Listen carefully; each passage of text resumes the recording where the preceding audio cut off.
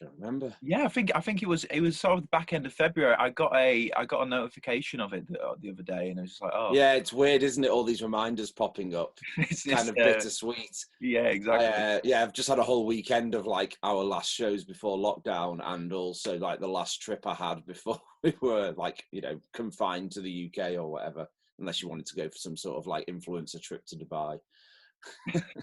Is that you?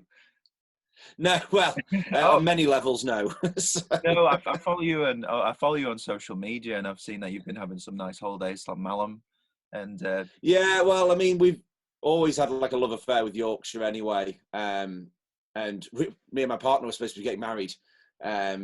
So we had some money put to one side for that, and it's obviously not happening, and not happening in a way that we would want it to, with lots of people and having a lot of fun. So we yeah, decided to spend some of that money on a camper van instead, nah, mate, it's a good because we were kind of like, well, what's the point in having that money sitting around and just, waiting to spend it on a really expensive day at some point in the future?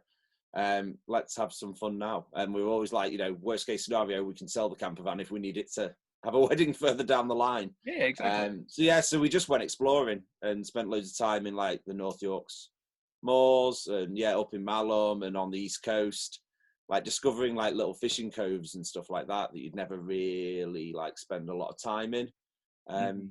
in normal circumstances. And it was great. I mean, weird sort of comeback, but a nice sort of thing to happen as a result of the lockdowns and as a result of the pandemic is having to investigate a little bit more what's on your doorstep. And we've always been pretty lucky. I live in Saltaire, so Saltaire is like a beautiful place with like, a Good beer. converted mill that's now an art gallery and a big arts community. So that's always been like one of the nice things that we like to juggle, that sort of Mm. beautiful Yorkshire countryside mixed with creative arts scene. And it's been cool to go to like places like Staithes and Whitby and find like the same things happening in these little tiny little fishing villages where the industry's changed, just like the industry of the mills have changed in like inland Yorkshire. Yeah. It's cool. I mean, you've got to try and look at the positives. That's kind of where I'm at with this whole thing. Yeah, I mean, There's definitely been peaks and troughs, and I've yeah, just decided that putting energy into being positive is probably the best way to deal with this for me anyway. yeah. I think you've just covered about one quarter of the interview, so this could be this could potentially be a short one. But I have no, a habit of doing that, sorry. I kind business. of get into the headspace for something and then it just comes out. So I suppose Yeah, it's the it's teaching. I'm sat in the chair that I teach from for the last year. so there's a lot of Um, wisdom. There's a lot of wisdom Well, emerging. wisdom slash faux bravado, maybe. You could probably ask my students in a survey, and you'd get a mix of both of those. But I think I sit in this seat, and I automatically turn into like, right, I'm going to give somebody a lecture. So complete apologies of that. That's all right. You just need the red apple on the desk, and we'll get a little Yeah. just a Well, bit. healthy food's maybe been one of the lacking vices of lockdown. Certainly, I've been doing a lot of positive things, but Not a lot of maybe positive we don't eating. look after ourselves as much, do we? No, no, no. Well, I instinctively I pressed record when you joined the interview. Um, Oh, cool. Yeah, so it is recording. At least we didn't miss any of that, and we have to go back exactly over it. because I've fallen into a habit recently of having a really good chat with the person before I actually press record, and then there being that, okay, I'm going to press record now, and it'll be hi, and it's And just sort everyone of, just sort of goes like, right. yeah, like that, and it's Yeah. really good. But just because of that, I haven't been able to introduce. So this is Nick. Nick Yeah, is do some editing. local businessman, teacher, as we've just found out, Yeah. nomad, as we've also found out from his expeditions into regional cuds of England, and he's also the owner of independent venue Oporto in Leeds, which I'm sure many of you have been to see a gig or played at or just had a good drink at, and a meal, because the kitchen there is really tasty. Really. Yeah, I mean, little great. I'm the event manager and marketing manager for there, so maybe sometimes it appears like I'm the owner, but Paul Lane is the owner. He is All right, our okay. gracious host. But we work together as a really good team. Him, myself, the kitchen team, Hmm. and the bar team, and I think that's one of the things that's got us through. over the last year or so has been the ability to be able to be creative and talk to each other and collaborate. And, you know, if I was doing this on my own, I think it'd be a very hard situation. And I Yeah. think that's the problem for a lot of businesses and a lot of small venues. They are, you know, one man, one woman shows, you know, whether it's a promotional company or whether it's a venue.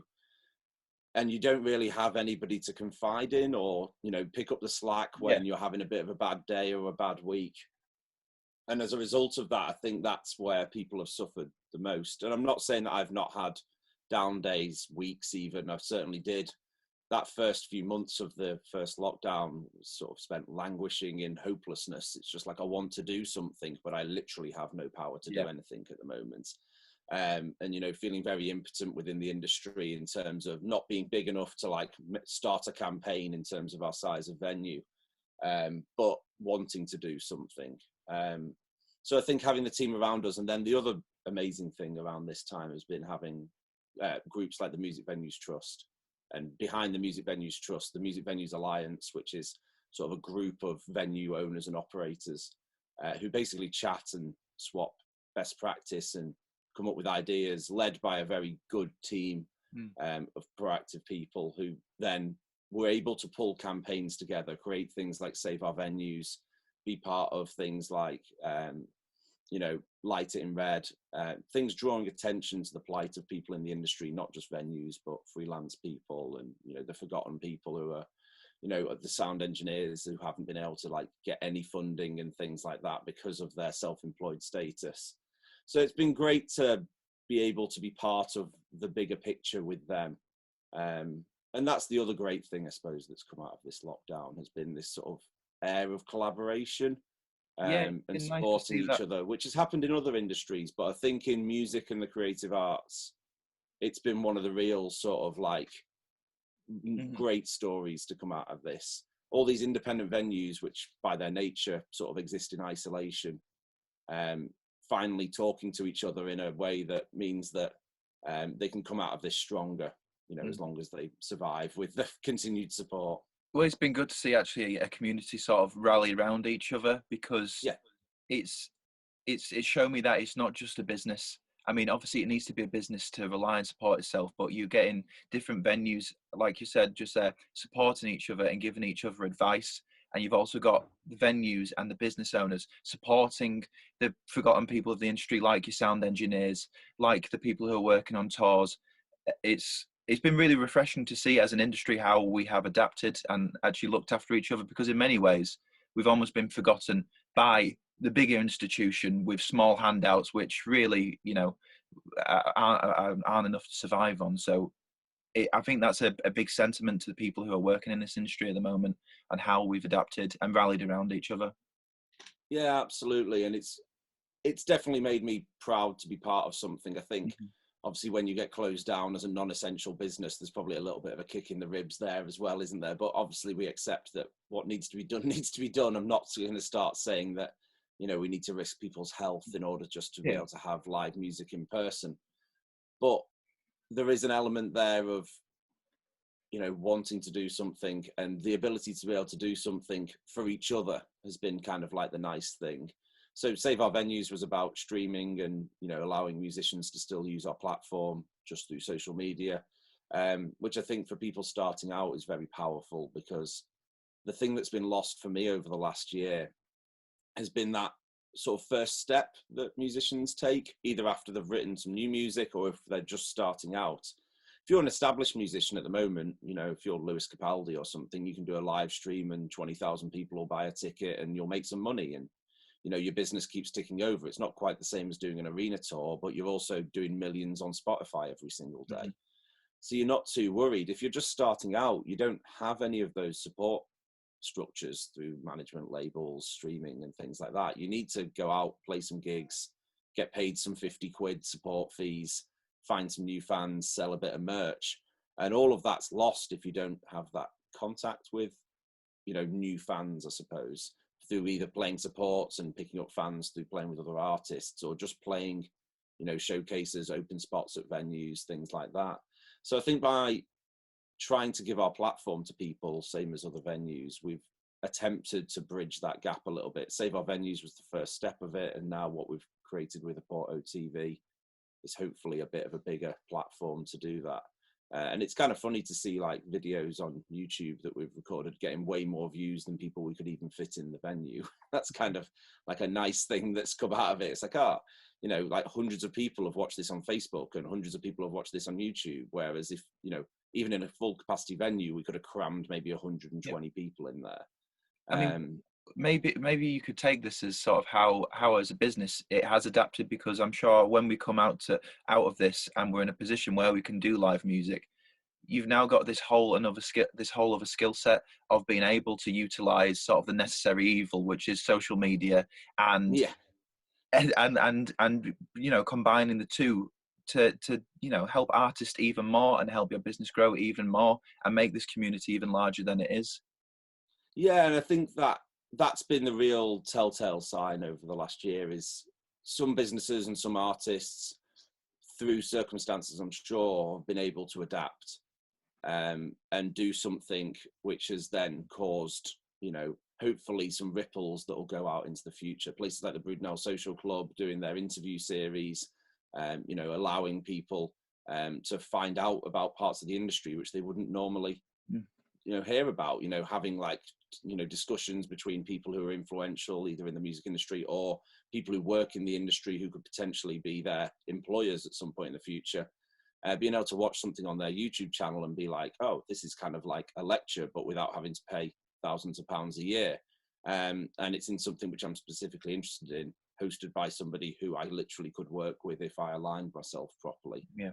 I think that's something which has come out of this really well. I watched the Association of Independent Promoters did an interview with Steve Davis at the end of last year. Steve Davis is the sort of lead promoter at Northeast promotion company SSD.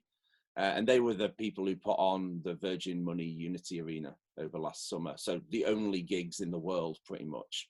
So it's the one where you got like a little scaffolding platform and you could like stand in a field, but just your social bubble had its own sort of socially distanced like dance floor, effectively their own stage. Yeah, I saw them over the social media. And like, obviously, like that's somebody adapting so well to this situation. They got sponsors in, they put infrastructure in, you know, that field would normally hold like 15, 20,000 people. I think they could only have 2,500 people in this setup. So they had to get some funding to make it work, but they made gigs happen. You know, they made huge shows happen for international artists for thousands of people in the Northeast when nobody else was doing that because they were proactive about it.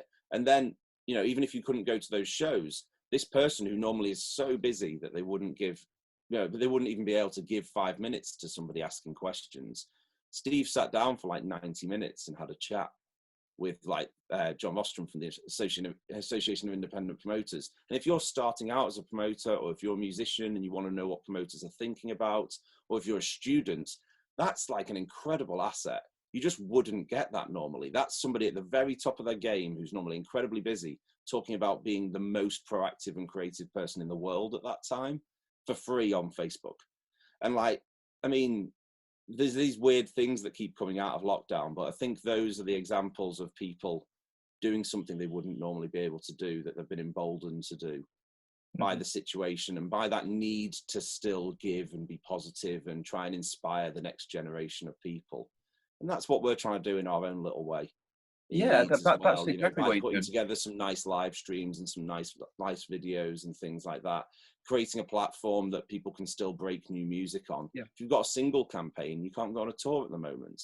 No. You know, you're getting played on the radio, there's a bit of a buzz, but that whole part of your business is missing at the moment. I'm sure. However, sorry, go on. No, it's okay.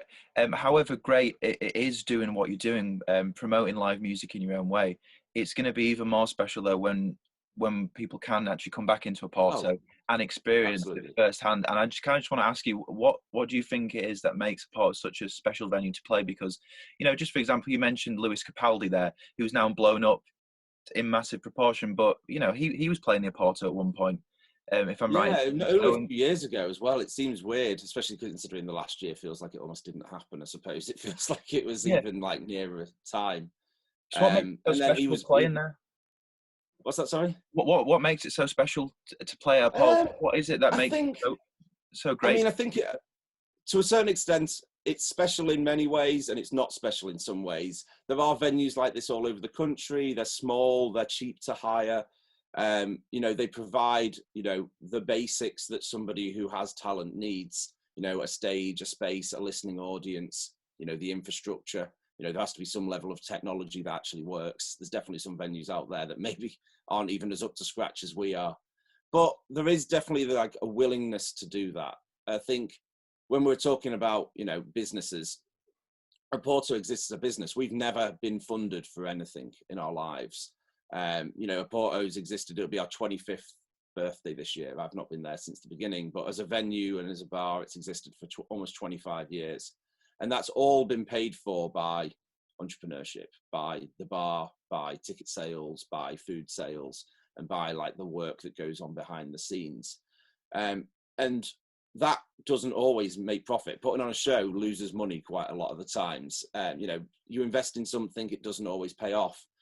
You've got to have a willingness to want to do something. And I think what makes Oporto special and what makes a lot of small venues special is the time and the energy and often the money that the people running them will put into risking on something and saying, I want to make this happen because I want to make it happen. I think this is a good thing for the community, for music, for, the people around me. And it's rewarding in its own special way. I love watching shows. When you played at Oporto, it was fantastic to see. I hadn't even heard of you before the promoter, Tom, got in touch, and that's no pox on you. There's a lot of music out there, but promoters introduced me to music just as the same way as radio does. And then it was amazing to hear you, when we booked you and go, this guy sounds good.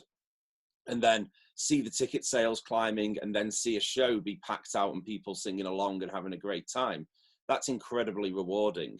And that's something which makes you want to do it above and beyond making profit, making money on the bar, anything else like that.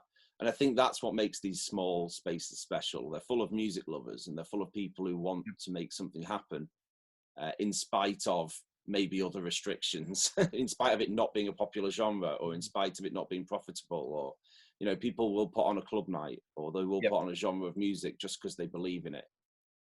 There's definitely a community aspect to it, because when you were discussing earlier about your creative and business partnership, one of the things I've noticed just looking in as a third party is how there's a community around Oporto when you've been putting up the Oporto television and you've been doing everything on social media. This group of people who gather to watch it and support you. And it just links into what you were saying there about how these small venues like Oporto and everywhere else across Leeds and across the country have this really strong community which just backs it 100% and helps it become what it is. Yeah, I think that's the fact that, you need a social hub. Zoom and Facebook and things like that are fine as a functional thing and certainly as a temporary replacement. But people need places to meet and share ideas. And as much as you can have a meeting on platforms like this, it's not quite the same as traveling somewhere, sitting down, maybe the meeting ending and then people being like, oh, I've not got a train for 45 minutes. Let's have a beer, have a more casual chat afterwards. And that special moment after a show, I think, is the most important thing. The great thing about Oporto and some other venues is our curfew isn't the same as our live curfew. The live music finishes at like 10:30, 11. Then the bar's open till 2, 3, 4 a.m, depending on what night of the week it is. People stick around, they'll load out, they'll put their gear in the van or whatever. But then people will stick around, they'll have a beer, they'll chat to their fans, they'll chat to the support bands or the musicians who've come down and been in the crowd. And that's kind of where the exciting new things happen. People, end up collaborating. People end up putting on shows together. People end up creating bands because there's a space that's safe for them to do that. It's a bit noisy. You can have a vaguely private conversation, even though there's 100 people around you, because the noise kind of envelops. Or you can just have a bit of fun. And that's what kind of people need after a show. Sometimes, I used to tour manage for a little while before I ran the venue. And one of the weirdest things was those few gigs you had where there wasn't an after party. The curfew was straight after the show. And a band would effectively go from being nervous about playing a show and it going well, being elated, having all of the sort of emotions that come with that, and then being sat in a travel lodge or on a bus on their own. Yeah. And that kind of weird sort of coming down back to earth, I think can be quite straining on people's mental health. And having somebody to share that with, that sort of decompression time, and being able to put that energy into something, you know, talking about the future, making plans, talking about more gigs, talking about, you know, making music together and collaborating. That's the best use of that energy, rather than just frustratingly checking Twitter or whatever people do when they go back to their hotel rooms out of frustration of not being able to use up that energy. I think that's for me sums up what Oporto allows people to be able to do. And I think people love it for it. I mean, I think at first people didn't realize that. Certainly when I started promoting there, people were like, oh, you're putting gigs on there. That's just where everyone goes to get smashed after going to gigs elsewhere. And it's kind of taken a little while to steer people into the fact that, one, that's actually a valuable thing, having a space to be able to go after a show that isn't just home, that isn't, you know, just somewhere that is open, somewhere that has good music, has an atmosphere and a welcoming sort of presence, but also the fact that it is somewhere where people can start out. You don't just have to go to a gig at the Academy or the Arena for it to be a night out. You can go and watch some new music.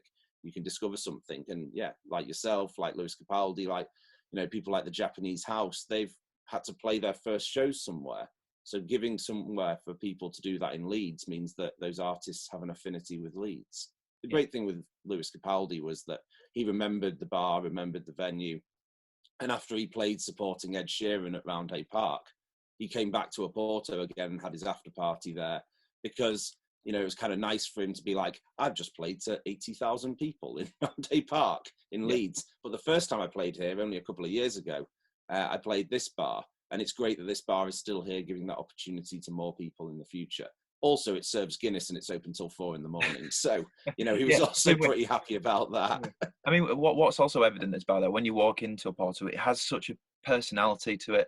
And, you know, you walk and you see all the pictures of the artists who have played there. And I mean, when I've played there, I've spent minutes just looking and seeing all the faces that you recognize. And I know it's a lot of other people go in there and they just see that. And, you know, it's amazing sort of the amount of artists who have passed through Oporto. And that's just testament to everything you've been saying, how it is just this hub for creativity, and it is a safe space for musicians, creatives, fans, whoever, just to gather and let off some steam and discuss, create. Yeah, and there's definitely like a validity in that I think people maybe discounted a little bit before. I think when people talked about venues like music, people kind of thought of like Oporto as being like maybe like the wild child, and, you know, it's a party bar. I mean, it's on Call Lane, it's open till 4 o'clock in the morning. It can be those things if you want it to be, but it's also a place where, like, you know, you can sit down with your laptop in the afternoon and have a meeting, or you can have some food, or you can just like sit outside and like have a coffee if you want. It has that ability. There's a picture, I've noticed the Welcome to Yorkshire website has a guide to Call Lane bars, and the picture that's the banner for it is a picture of like the long bar in Oporto, and in the very left hand corner I'm sat at the bar with my laptop. It's very depressing to see. It's just like, maybe I should have taken advantage of this bar more when it was open, rather than just sitting there working on it. But then there's people meeting, there's musicians chatting at the bar, there's the bar staff serving, and then there's me in the corner on my laptop, probably like advancing a show or something like that in this picture. And it made me sort of equal parts like laugh and be like a bit desperate about, oh God, you know, I was the boring one in Oporto every single time. But there's worse offices to have. Oh yeah, definitely. And, you know, I would exchange it for being stuck in my house, only allowed out to walk my dog for a year, you know, in a heartbeat. So I know. I just want to like ask you what your prediction is for sort of the live scene in Leeds moving forward after lockdown. How do you think it's going to take off? I mean, I think there's definitely a lot of eagerness from crowds. I know there's going to have been some drop off, and it's unfortunate. I have friends who, even as we come out of lockdowns, are still going to be shielding. And again, I think that's something that empowers us to keep the Oporto TV and the streaming side of things going, because just because, you know, venues, music bars are reopening for a lot of people, it's not reopening for everybody, and to forget those people would be a massive disservice to the support they've given us, and their need for music in, you know, this time anyway. But I think, you know, in terms of having the live aspect back, it allows us to do a lot more. You know, as I said, we'd never taken funding before until we applied for the Cultural Recovery Fund as part of being closed, and we were lucky enough to receive that, and we've used it to build this Oporto TV platform and pay artists and pay videographers. And we want to kind of keep that going, but we'll be able to keep it going by the bar being open and by shows happening that we can have in person, people buy tickets, and that'll subsidize the recording and the broadcast of it to people back home who maybe can't come. And also it continues to have that legacy. If somebody's got a high quality video of them playing live, they can share it and they can get more gigs. And I think that's what's been missing for the last year, is that opportunity for young musicians, people starting out, people at the start of their journey, to get on the ladder, to begin growing their business. If we can keep doing that and that can come back, hopefully there's enough musicians still inspired out there to want to do that. But I imagine if you were just about to start on a project a year ago, it'd be very hard for you to still have the exact same enthusiasm for it a year later, having not been able to tour it, having not been able to play live. So I think it's important for people to want to bounce back on both sides. The audiences are there. They want to watch, whether it's from home or in the audience in the bar. It's just artists being confident enough to play. And I think, unfortunately, through some of the mixed messaging over the last year, people are still very confused about whether that's going to be an acceptable thing. And people feel morally that maybe they shouldn't. While this virus is around, if somebody in the audience caught the virus at your gig, how would you feel? And I definitely understand that we have to go through incredibly rigorous risk assessments just to do recording in Oporto without an audience. You put an audience in there, it's another level of having to protect people as part of our license. But I think one of the things that I would say is that venues are working incredibly hard on that. One of the things that we've been doing with the Music Venues Trust, as well as with licensing, is making sure that it's a safe space to be able to do that. And combined with the vaccines and a little bit of social distancing, which hopefully we won't need for too much longer, so we can get sweaty and jump up and down again. But with other hygiene methods and cleaning methods, you can make sure that a space is as safe as possible, and probably safer than going round to your nan's. And if you can do that and you can have a show, then we're back to normality, aren't we? And I think that's what a lot of people are craving at the moment. One of the sad aspects, which I didn't take into account for when I was talking to Toby, who's one of the promoters at Future Sound, and I think I was very naive in asking, like, how do you think the live scene is going to blossom? Because I'm lucky enough to be based in Leeds, and a lot of my friends are lucky enough to be based in Leeds. But then there's also a lot of people who were in Leeds who have had to move home because they can't afford to live in a big city, and they can't afford to live here anymore. And the amount of bands who are unfortunately probably not going to make it out the other side of this is really sad to see. And I don't know how going forward it's going to, build back to the point where you have so many artists in Leeds all making music, all playing on the live scene. I'm just curious to see how, when we come out of lockdown, who's sort of still going to be making music. Yeah, and I think obviously some artists have been incredibly lucky, whether they live or cohabit or have some sort of relationship which has allowed them to still be able to collaborate. It's been amazing to see.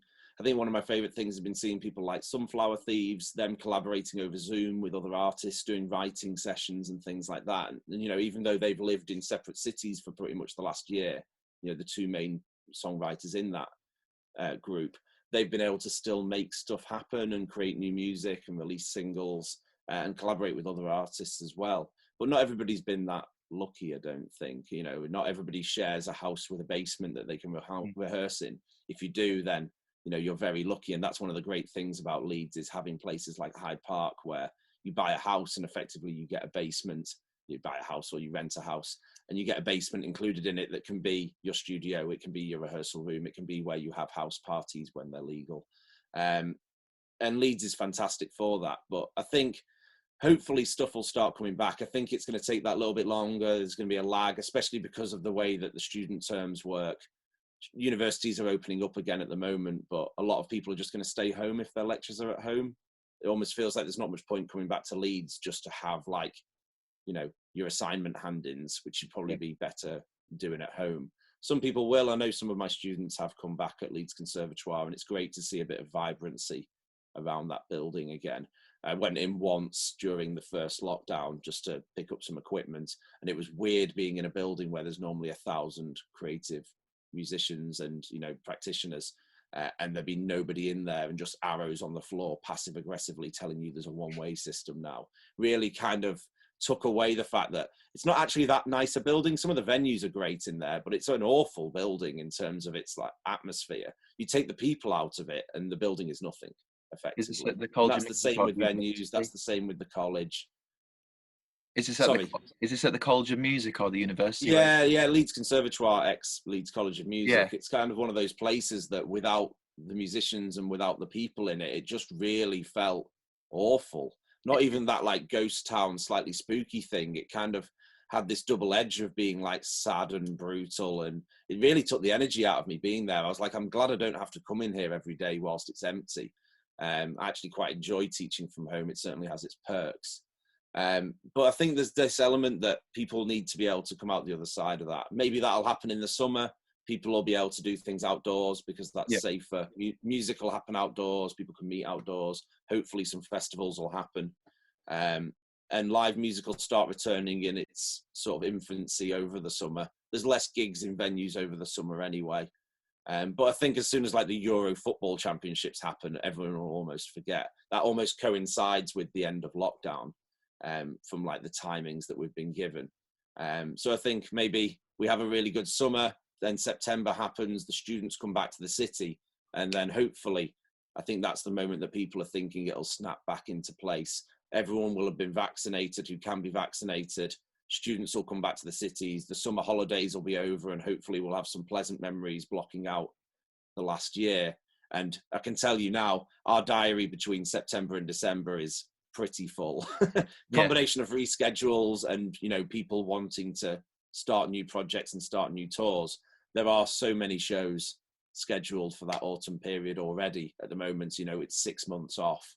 That hopefully the enthusiasm from the crowds is still there, and they can support that music, because there's definitely going to be a lot of bands playing, and hopefully for those new artists there'll be a lot of support slots and yeah. things like that will allow people to step up as well. Well, that's great to hear that. That's great to hear the optimism about that, and knowing that, from September to December, there is a prospect of a lot of live music to attend to, and there is the prospect of sort of a scene rebuilding its structure almost, which is amazing to hear. I said I was really sort of down after I heard that, because I never thought of it like that. I never thought, because I was in the luxury of being able to live here and work here. I never thought, do you know what? There's going to be a lot of creatives who are going to be taken out of the city, and we haven't got them in the Leeds scene anymore.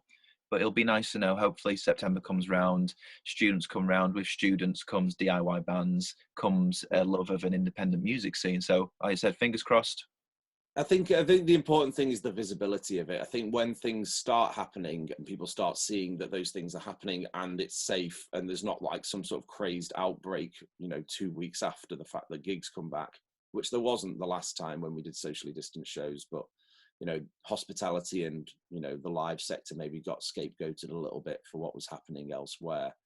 I think once consumer confidence and artist confidence comes back, I think hopefully we're on for this roaring 20s or whatever buzzwords they keep throwing around and things like that. But it would be nice to see like a bounce back, not just a return to normal, but like an increased enthusiasm. All those people who've realized how lucky they are to have great venues, great artists in their city. They don't just think, I mean, I was definitely guilty of it. Sometimes I was like, oh, I can't be bothered going out tonight. I'll see them next time they play. Yeah, Hopefully that complacency is going to disappear and people will be like, I'm going to go to the gig tonight, because I might not be able to go to this gig if I don't go to this one. I think there's definitely like this sort of, carpe diem, live for the moment thing that's going to creep in as soon as the confidence comes back. And well, that can only play into the hands of somewhere like Oporto, can't it? yeah. So No, I'm not going to no, complain about that. no. It's hopefully it's going to be when we can be in space together and we can be having fun listening to music or just having a drink. It's going to be great to be in that space again, because I think I speak for everyone when we've all missed it so much. It's Yeah, just the human absolutely. contact. And from Human our contact. side, Yeah, both promoting and being a bar, being a venue, effectively functioning as a space for people to meet, it's been hard. I know like the bar staff and like the owners, like they've found it incredibly hard because they're social animals and they thrive off creating these opportunities for people to have fun effectively. I mean, fun's like a bit of a childish word, isn't it? But it can be as simple as that. People work hard. People have other stuff going on in their life. People have strife.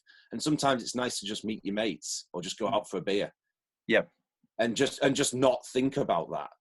And that's hard when you're in one space. And even when you go on Zoom and stuff like that to your friends, you forget about it momentarily, but then it's back.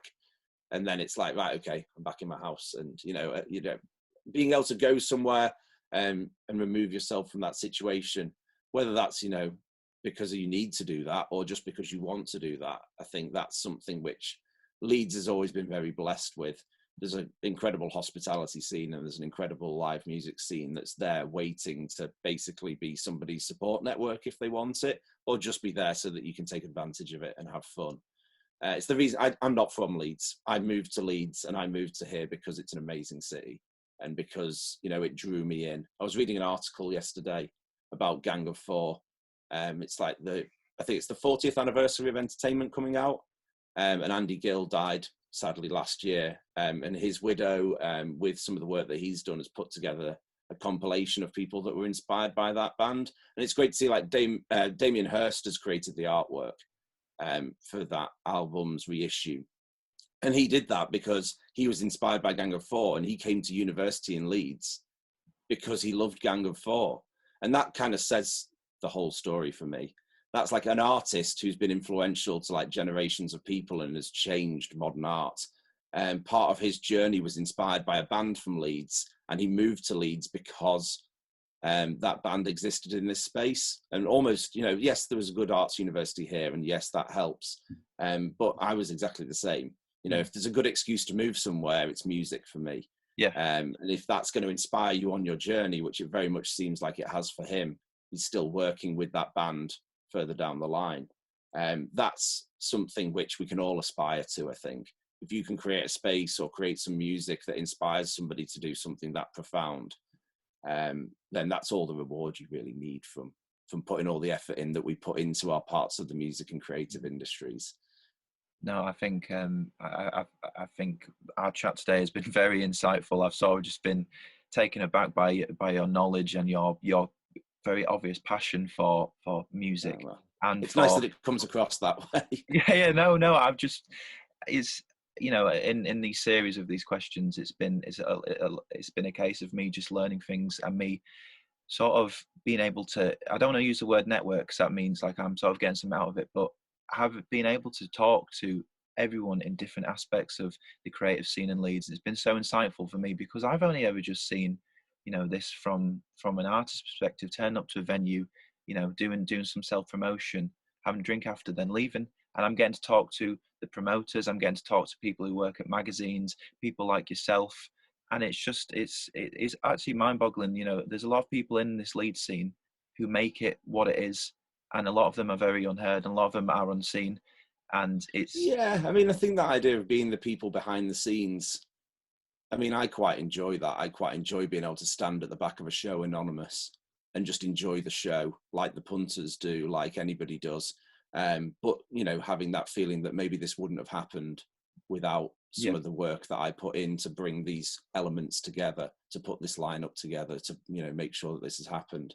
And yeah, I don't think people do it for the praise, but I think there's definitely an element of people being more aware of the hard work that goes in behind the scenes. People like Toby that you said you've spoken to, and there's other people who I speak to a lot in the music scene, whether they're PR people or the venue owners, and it's amazing to see the graft that they put in, and have continued to put in over the last year to still make opportunities, to still be able to do stuff, despite the rug being almost entirely pulled from under them by this situation. And yeah, I think it makes a lot of us inspired to just come back stronger. Yeah. 100%. I mean, I could really talk to you all day because I could tell you. Yeah, I probably should get back to work at some point. You are a fountain of knowledge on this subject, but I'm just very conscious about the Zoom 40-minute time. I think we're probably going to get cut off imminently. But Joe, just before we go, if you could just tell me who you would say is one of the biggest moguls in the Leeds music scene, just one name. If it's too political, don't worry about it, but just someone who inspired. Well, I mean, I don't know if it's too political, but I think it's a one-horse race, isn't it? Mr. Leeds himself, Nathan Clark from the Broodnell Social Club. I think we all aspire to do what Nathan does. Yeah. I think everybody, musician, promoter, everyone in between, there's not a part of the Leeds music scene that he hasn't touched and helped in a positive way. And he's been there for me when I've needed it, when we've been applying for funding, things that we've never done before, when we're making decisions that we're maybe a little uncertain about, and I can't talk to the bar team about, can't talk to the ownership team about, because it's not their area of expertise. He's always been there. He seems to like operate on like another level where like he's probably awake for like 23 hours a day and like sleeps upside down for an hour, and that's about it. And the rest of the time he's just like creating opportunities and helping people and collaborating with people. And I think if everybody else can get to like even a percentage of that level, then Leeds would be like probably the music capital of the world. So it's something to strive to, certainly. But there's so many inspiring people. I think it can't exist with just one person representing one part of the scene. But like in terms of work ethic and in terms of influence, Nathan flies the flag for a lot of us, both beyond Leeds and within the scene as well. He does the talking to MPs, he does the the talking to other venues outside of Leeds that maybe we either don't have the time for, or we just don't have the tenacity for, and that's something which he definitely brings. It's interesting that you say that though, because every person I've talked to so far has said someone different, and someone completely different for the exact different reasons. So, for example, when I spoke to Toby, his was a fan who turns up to every show that he's ever put on with Future Sound. Amazing.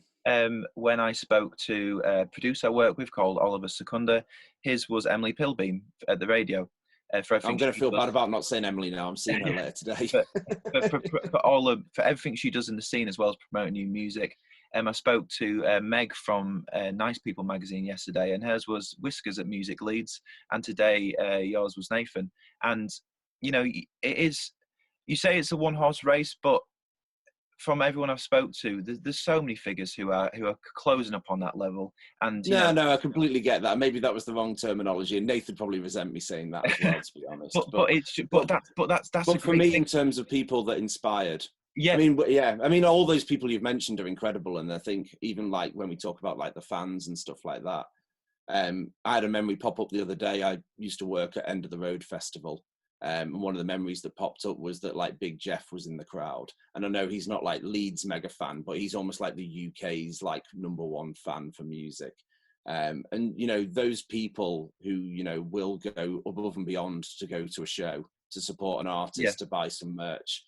Again, the music scene would be absolutely nothing without those people. As I say, standing at the back of a room, seeing a successful show happen, is rewarding, but that wouldn't be rewarding if the venue was empty.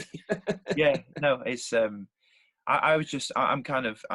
really inspired every time I speak to someone and they tell me about these people who they believe are sort of the figureheads in the Leeds industry, and it's been amazing just to hear a different name each time and for a different. Yeah, that's really cool, actually. And I think all of those people have inspired me in various ways. So. I think that is sentiment to the scene we have at the moment. And the scene that it can become that it can become, because like for example, Emily Pilbeam, the only direction she's going is up. Every year she gets another accolade, which just takes her profession to the next level. You have people like yourself who over this past year have built and developed your business and your venue to something that is going to be even bigger because you've had to. And fans, they're going to be coming back into the music, into the venues, and they're going to have an even bigger hunger to listen to live music and to sort of be engulfed in the feeling of being at a live music venue again. And it's really inspiring just from an artist perspective, because all I do is I turn up and play the show, then go. There's a lot more to it than that, but I think it's a symbiotic relationship, isn't it? As promoters, as radio DJs, as people working behind the scenes, we're inspired by the music and we're inspired by the artistry. And then it's great that we can then pass that on and complete the circle by giving you an opportunity to inspire in a live environment or on record or whatever else it is. I think a music scene would be nothing without those artists. I mean, that's why I mentioned like Gang of Four before, the influence that they have down the years, and certainly the people who exist in the scene at the moment. They're inspiring the next generation. The next people who are going to pick up a guitar or like write a song, make a track and come and perform it for the first time in Oporto or somewhere like that. and then maybe they'll go on to be enormous, or maybe it'll just be a significant part of their lives, and it'll just influence a few people around them, but it'll be touching and it'll be important in that way. Yeah. You know, it's not just about being a megastar, I don't think. And I think No. that's one of the good things about Leeds. Leeds has had big artists, but Leeds' big artists are things like, you know, the Kaiser Chiefs and, you know, maybe like Nightmares on Wax or something like that. And then, you know, people like Gang of Four. They're not like Manchester's megastars or like somewhere else's megastars, which maybe like define but also strangle the scene a little bit. I think if you come from Manchester and you make music, people have expectations. But if you come from Leeds and make music, people are like, oh, what's that like then? And I think there's an element of freedom to that that's really empowering for artists as well. You know, to almost have a bit of a blank canvas is a really cool thing, but also to have still the willing to make that a positive thing behind the scenes. But yeah, cool. It's been really nice chatting to you, man. Yeah, yeah. It's nice to be able to open up. Yeah, no, I'm just feeling really inspired after talking to you today. I always feel inspired after I have these interviews because I get to speak to some really amazing people and get a different outlook to, you know, to the music industry and sort of the scene in Leeds. So, you know, it's been nothing but positive. This, at the end of the day, this just goes up on social media and it displays a chat I've had with various people. But to me, it's just been so inspiring, and I feel like I've gained a lot of wisdom speaking to people like yourself. And well, that's good. I mean, if we can inspire a couple more people to take up the mantle of either promoting or doing something in the scene or just playing a show again soon, then that's beneficial to everybody, isn't it? It's made me want to sort of expand what I do. I mean, as I said, I was just writing music and performing it before, but, you know, seeing what everyone else is in the scene, it's made me want to, you know, look into doing other parts in the industry, whether that be putting on events, whether that be, you know, artist liaison, anything like that, because it's just so interesting. And you do so much for the scene. And like you say, you are in the shadows at the back, but without you and without everyone I've spoken to, man, the scene would be nothing, absolutely nothing. So thank you for giving up your time today, Nick. It's been really pleasure, man. No, it's been really nice, and I look forward to it going out, and I look forward even more to having a beer and hearing some music in real life with you at some point in the future as well. I'm sure as soon as we can play some live music, or as soon as I can have a beer, I'd like to maybe check in and see you on your laptop in the corner. Yeah, absolutely. Yeah. Get together with Tom and we'll put another show on. Yeah, that'll be great, man. Thank you very much. Perfect. Thanks very much, mate. Have a great day, mate. I'll see you soon. See you soon.